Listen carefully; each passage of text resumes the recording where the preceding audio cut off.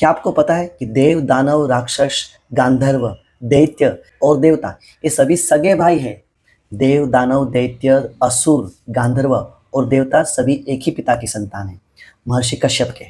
ब्रह्मा जी के 10 मानस पुत्र थे, उसमें से एक थे मरीचि। मरीचि के पुत्र हुए कश्यप।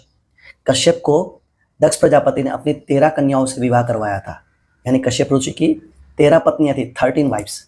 उनकी 13 पत्नियों के नाम थे अदिति, दिति, धनु, कद्रु, अरिष्ठा, सुरसा, सुरभि, विंता, तम्रा, क्रोधावशा, ईरा, विश्वा और मुनि।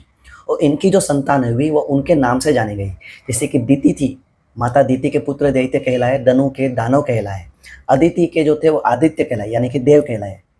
हो गए ना, तो हुए ना, सबके सब एक ही पिता की संतान थे लेकिन अलग अलग माताओं के गर्भ से जन्मे हुए। चलिए जानते हैं महर्षि कश्यप की दूसरी पत्नी के पुत्र थे, उनको क्या कहा गया। माता अदिति के पुत्रों को आदित्य कहा गया।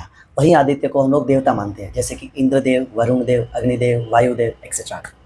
माता दिति के पुत्रों को दैत्य कहा गया, जैसे कि हिरण्यकशिपु, हिरण्याक्ष और उन्हीं की लाइनेज में, उन्हीं के वंश में प्रहलाद जी हुए। प्रहलाद जी के बाद महाराजा बाली भी हुए, तो ये थे दैत्य।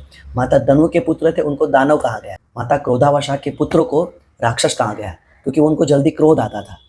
माता कद्रु के पुत्रों को नाग कहा गया। फ्रेंड्स, अलग अलग प्रकार के नाग है, सर्प है, वो सभी माता कद्रु की संतान है। माता सुरसा के जो पुत्र हुए उनको सर्पेंट, जो रेप्टाइल्स है, जितने भी रेप्टाइल्स है पूरी दुनिया में, वो माता सुरसा से उत्पन्न हुए ऐसा माना जाता है। माता सुरभि की संतान है, वो सभी पशु पक्षी है जो दूध देते हैं, यानी कि मैमल्स। माता विंता के 2 पुत्र हुए, एक गरुड़ हुए, दूसरे अरुण हुए। जितने भी पक्षी है वो माता तमरा के संतान है। पूरी दुनिया में, पूरी पृथ्वी पर जितने भी वृक्ष है, यानी कि ट्रीज है, अलग अलग प्रकार के श्रब्स, हर्ब्स लेके बड़ी जितनी भी बेल है, वो सभी माता ईरा की संतान है। स्वर्गलोक की अप्सराएं माता मुनि की संतान है। स्वर्गलोक के जो म्यूजिशियन है, जिनको गांधर्व कहा जाता है, वो माता अरिष्ठा की संतान है। इन शॉर्ट, पूरी पृथ्वी पे जितने भी लिविंग बींग्स है, या आइदर ट्रीज या फिर जितने भी मैमल्स है, जितने भी रेप्टाइल्स है, जितने भी पशु पक्षी है, और इंक्लूडिंग ह्यूमन बींग्स, हम सभी महर्षि कश्यप की लाइनेज से आते हैं, महर्षि कश्यप के कुल से आते हैं। इसीलिए जब पूजा करने बैठते हैं, अगर आपको आपका गोत्र पता नहीं होता तो बाय डिफॉल्ट आपका गोत्र कश्यप माना जाता है।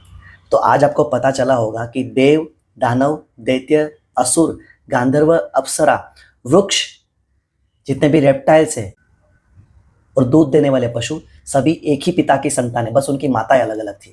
लेकिन फिर भी देव, दानव, असुर, दैत्य देवताओं से लड़ते क्यों रहते हैं? कमेंट में जरूर बताइएगा। चलिए कल मिलेंगे फिर से एक नई कहानी के साथ, नए मैसेज के साथ, नई खोज के साथ, नए शास्त्रार्थ के साथ। तब तक के लिए जय हिंद।